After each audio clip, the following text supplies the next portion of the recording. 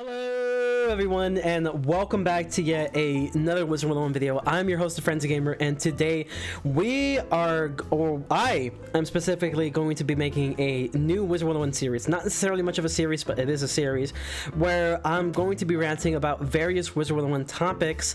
And essentially, the reason why I'm doing this is because I wanted to at least upload 2 days a week. I know it's not a lot to a lot of you, but keep in mind that I am dealing with things a little bit more outside of YouTube. I'm dealing with school, I'm dealing with work and everything, and if I also dedicate most of my time through just making videos, then I won't really have time for either, well, not necessarily work. Obviously I'm gonna still be doing work, but I won't be focusing more on school, which is what I should be focusing more on in the first place. So this kind of content is going to be easy for me to create because it doesn't necessarily require much of a script.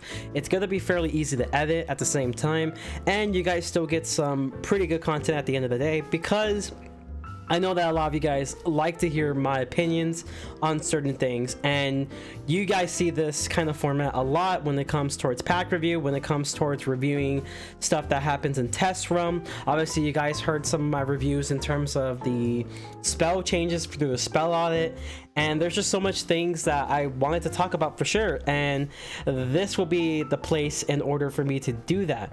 Now, pretty much there are going to be some videos that I might have just a minor script just to be able to organize my thoughts a little bit better, but for the most part it's going to be a full-on rant. So what I really wanted to talk about mainly is the Myth School, and the reason why I want to talk about this is because recently there's been a post by, I believe, the Wizard101 devs Twitter page that is showcasing the schools that are doing extremely well in PvP, I believe since the recent spell changes and just PvP changes in general. And from what you see there is that Ice obviously is number one because of stats, but Myth is actually a good second, and arguably it could be considered first in the tier list maybe, but again, it really just all depends on the personal experience of the person. I personally think that Ice might be slightly better only because of stats, but in terms of just, you know, how well can the school play and how well the school can adapt, Myth is definitely up there for sure. Now, the thing I want to talk about in this video is as to what exactly is what made Myth extremely OP. And this might be an unpopular opinion, but I don't really think the Mystic change made Myth Wizards extremely OP. And I will talk as to my reasons why. Again, keep in mind, this is a pretty unpopular opinion, I'm pretty sure. And don't get me wrong, I am biased because I am a Myth main myself, and I'm glad to see that they're doing really well in today's PvP age. But I do have to explain as to why I think this school is OP, because it's definitely OP, but I don't necessarily think the recent changes in terms of the spell audit made Myth to the point of being extremely OP. I will get to that point a little later, but let's first talk about a few things. Now, the first change, obviously, we got the Ortho Risk change. Again, it's a great change for PvE, pretty good in PvP actually, if we're talking about team PvP. It does suck for lower level players though, but that's not really what we're going to focus on. What we're going to be focusing on really is Sign of the Myth. We're going to be focusing on Mystic Colossus, and we're also going to be focusing on Baba Yaga. Now, this one just made no sense to me. I don't necessarily know why Baba Yaga got buffed while every other 6-pip spell got nerfed. I mean, it just doesn't really make sense to me, since it's a spell that does a really good amount of damage and summons a minion, so basically gives Myth really good momentum, which is definitely what they needed. But it just doesn't make sense that I got a buff and damage, and I don't know, it's just kind of insane to me. I feel like it should have been nerfed just like every other, you know, 6-pip shadow spell, but again, it's not necessarily the reason why Myth is extremely broken. It is one of the reasons, but it's not the main one, and it's probably not the biggest one. The biggest one for sure is definitely the way Sign of the Myth works. Now, for those who don't know, Sign of the Myth, the way that the spell works is it does double damage if you happen to have 3 stun blocks. Now, here's the problem with the way Sign of the Myth works. It's pretty much, in the most part, very uncounterable. There are only a select few ways in order to counter a Sign of the Myth, and in reality, I would say it's like 1.5 ways to counter Sign of the Myth. The first way, which is obvious, is by removing the stun blocks early on for Sign of the Myth in order to prevent the double condition.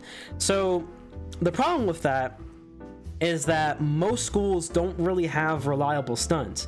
The only other school who has reliable stuns other than Myth Wizards themselves, it's probably Ice Wizards, since they do come with a 0-pip freeze spell, which again, it's awesome, but at the same time, that's only like 2 out of 7 schools that have a pretty reliable stun spell.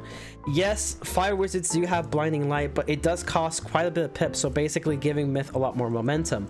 They also have spells like King Artorias, which again, it's great, but keep in mind, it's 8 pips to use that in order to remove 1 stun block.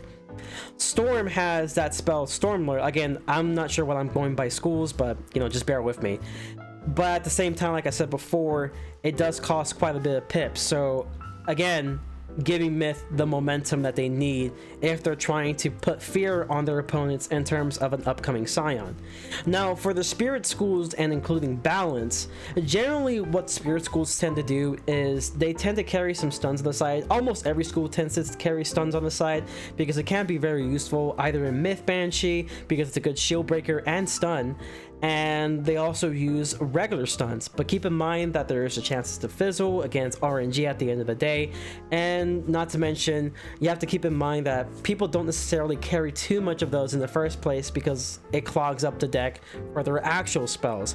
And most of the time when people do PvP, you have basically utility in the main, and then you have the sideboard that's mainly just attacks, maybe some utility, but mostly just attacks for that specific PvP run. And it becomes an issue where it's so easy to set up a Myth Scion. So while yes, life, death, and balance, pretty much every school can remove stun blocks, they won't be able to remove it as effectively compared to Myth themselves or even Ice Wizards. And that's definitely an issue because of how easy it is to set up a Myth Scion. So personally, in my opinion, I feel like if you really want to make Myth Scion less OP as possible, but still extremely valuable, you should definitely make it to where it requires 4 stun blocks to meet the double condition. That way, Myth is going to be taking at most 3 turns to be able to secure a Myth Scion play. But those 3 turns are pretty crucial if you're playing against pretty much anyone. If they play aggressive enough, then you should be able to counter Myth Scion kind of easily. There's a chance to at least counter it kind of easily. But again, that's the 0.5 way, which is playing very aggressive. That requires a different play style, and not every school can play at that play style extremely easily. But if you were to make this 4 stun blocks instead of 3 in order to meet the double condition, then we might be talking a little bit more about schools probably carrying spells like King Artorias, like Blinding Light, like Stormlord, and various other spells in order to use them specifically against Myth to remove stun blocks, maybe for the shield breaking, and maybe even just for some extra free damage. That way they force Myths to play a little bit more differently. But this is only one of the issues that makes Myth so good. The next issue is Mystic Colossus. Now, Mystic Colossus before did damage, a really good amount of damage by the way, and removes every single shield on every enemy. And it was a great spell. You know, definitely wouldn't use it in 1v1 unless I'm an Exalted, but you definitely would see it in team PvP because it had so much good utility within it. Now, they changed it recently to where it becomes the Shadow Pip version of Ortho Risk, where it removes 1 shield and does damage to all enemies. It's amazing for PvP in terms of just the team PvP aspect in a way, and also the 1v1 aspect, especially great in the 1v1 aspect. Because here's the thing, when it comes to shielding yourself against Myth, you have set shields like Legion Shield, and you also have set shields like Dream Shield. Now, the thing about this is that the Myth Shield is considered to be the frontmost shield. Therefore, if we were to play Mystic at that particular time, that shield is going to be removed pretty much every time, just because of how the layout is for the shields. So pretty much the second shields are always in front, and therefore, because of the fact that the second shields are always in front, it makes it easy for Mystic to not only remove the shield, but also give Myth that extreme momentum that they desperately needed before, for sure. But the thing to counteract it is by using spells like Aegis, and many people tend to complain that yes, this clogs up the deck and yada yada yada, but at the same time, this is definitely something that you probably should have done in the first place, mainly just because you could have a possibility of having like a Daybreak or Shatter play now and then that could definitely destroy you. And even then, there has been many schools that are trying to use a Pierce strategy, like Fire for example, because they actually are on the same boat as Myth in terms of if you were to use Pierce, you can actually remove the Fire shield pretty much right away just because it's the second most shield. So using Aegis, regardless, it's already been a thing. Even if it wasn't for like Mystic, it was through using spells like Pierce, it was through using pets like Maycast Shatter, so Aegis is already going to be used no matter what. But I do agree that this does give Myth a very good amount of momentum. It wasn't necessary, I think so, because Myth definitely lacked the momentum that they needed against their other offensive schools. So we're talking about in terms of Fire, in terms of Storm. So now we get to what exactly I think made Myth extremely broken for PvP. Now, yes, Mystic definitely gave Myth a pretty good edge, and I think they deserve the Mystic change. I don't think they deserve the Baba Yaga change, and I think Scion should be changed to where it's 4 stone blocks instead of 3 to make double condition. But the one thing that made Myth extremely broken is Troll.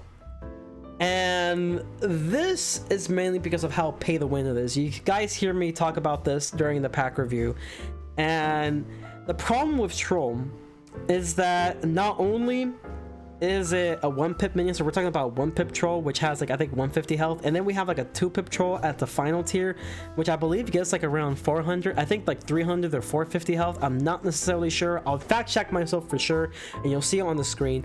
But regardless of the health, what this spell writing tier did for Troll and for Myth Wizards is it essentially gave Myth much unnecessary momentum that they just didn't need at that point.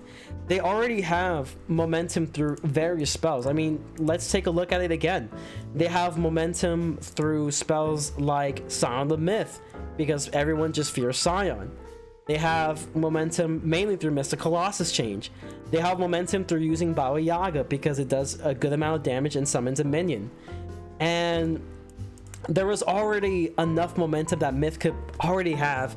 And the fact that they're able to remove their own set shields because of the fact that it's the second most shield, you know, that's already enough momentum that Myth needed during that time. But what this Spellement did is it gave Myth even more momentum, because if we're talking about just like any kind of PvP, we're talking about lower level to even max level PvP, most of the time people tend to take out these minions with a wand, because most of the time, you know, we just use Puppet Minion, and if it's not Puppet Minion, it was like the Baba Yaga minion. And some people are weird like me and use something like the Rude Goblin, because the Rude Goblin I think is amazing. And we use the spell like Vanderborst, which summons a ogre, or a Rude Goblin, which has a pretty good amount of health. So in the same tier as Troll, but at the same time not really, because it's like 5 pips. So the thing that this did is that not only did Myth get yet another amazing shield breaker, but they also got themselves an amazing momentum spell, because now, yeah, maybe the 1-pip one is not too bad because it's like what, 150 health, so you can easily probably kill it with a wand hit. Where it really becomes an issue is if you were to get the fully upgraded version of Troll, which gives the 2-pip minion. Therefore, it's basically at the same standard as like the Rude Goblin minion, and kind of close to the same standard as Baba Yaga's minion. So a lot harder to kill, and it forces players to waste their pips on that specific minion. So not only did you give Myth a spell that is great in shield breaking, but you also gave Myth a spell that forces the players to waste their pips on that minion, thus giving Myth even more momentum that they didn't really deserve at that point. That's, in my opinion, what made Myth extremely broken to this point. They're basically getting towards, if not already at the same level as Fire was before when it was extremely broken, just through a different perspective. Because what made Fire extremely broken was the fact that E3 was a get out of jail free card. In this case, Myth became extremely broken from this Spellement upgrade because of the fact that it gave Myth much unnecessary momentum. And that concludes my rant video for this week. If you guys really do enjoy this kind of content, make sure to leave a like. And if you got towards the end of this video, you know, you should subscribe if you haven't already, and turn on your bell notifications for future rant videos.